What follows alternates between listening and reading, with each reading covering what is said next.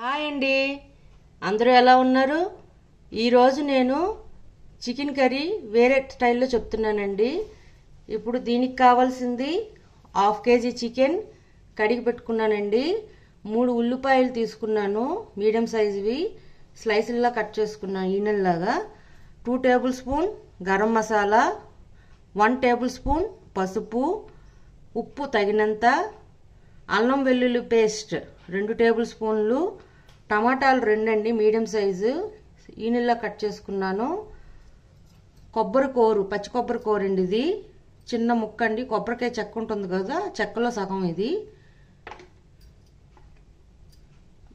ఇది గసగసాలు 3 టేబుల్ స్పూన్లు, లవంగాలు 2, లవంగాలు 6 నుంచి 7, యాలకులు 3, దాల్చిన చెక్క 1/2 ఇంచ్, రెడ్ ఫ్లవర్ చిన్న ముక్క, బ్లాక్ ఫ్లవర్ చిన్న ముక్క. ముందు ఒక మిక్సీ జార్ తీసుకొని ఆ మిక్సీ జార్లో ఈ గరం మసాలా థింగ్స్, కొబ్బరి కూరు కలిపి మెత్తగా పేస్ట్ చేసి పెట్టుకొని పక్కన పెట్టుకుందామండి. చూడండి, ఇలా మెత్తగా గ్రైండ్ చేసి పెట్టుకున్నానండి. ఇది పక్కన పెట్టేసుకుందాం. ఇప్పుడు పొయ్యి మీద కుక్కర్ పెట్టుకుందామండి. అది వేడెక్కాక ఆయిల్ వేసుకుందాం.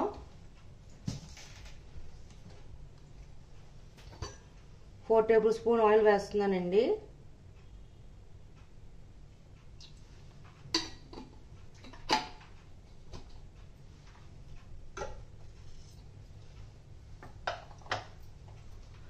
ఆయిల్ వేడెక్కిందండి. ఇప్పుడు దీనిలో అల్లం వెల్లుల్లి పేస్ట్ వేస్తున్నాను.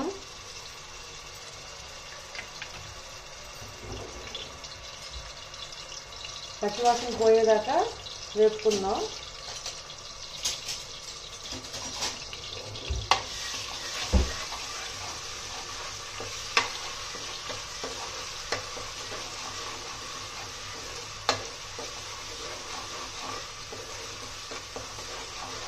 ఇది వేగిందండి.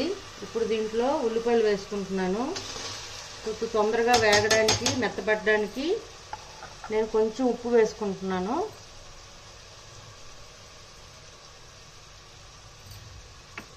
ఇవి లైట్ గోల్డెన్ కలర్ వచ్చేదాకా వేపుకోవాలండి.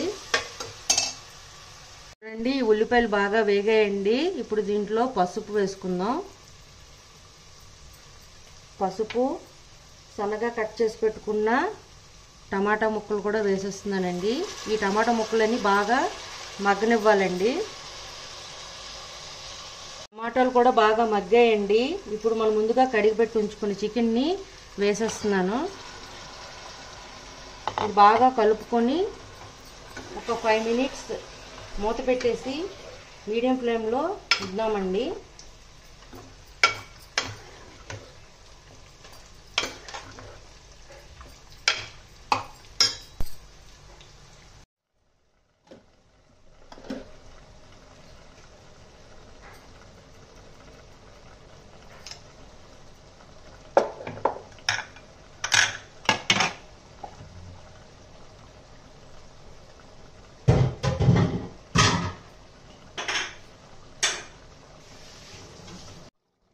చూడండి, ఈ మసాలా అంతా బాగా పట్టిందండి చికెన్కి. ఇప్పుడు దీంట్లో సన్నగా తరిగి పెట్టి కడిగి ఉంచుకున్న కొత్తిమీర వేసేస్తున్నానండి. ఒక 1/2 గ్లాస్ దాకా వాటర్ వేస్తాను, ఎక్కువ వేయకూడదు. చిన్న గ్లాస్తో వాటర్ వేసి కుక్కర్ మూత పెట్టేసి 5 to 6 విజిల్స్ తీసుకుంటానండి. 3 హై మీద, 3 స్లో ఫ్లేమ్ మీద తీసుకుంటాను. చూడండి, కుక్కర్ చల్లారింది, మూత తీసి చూసానండి. చూడండి, చికెన్ బాగా మెత్తగా ఉడికి మసాలా అంతా బాగా పట్టిందండి.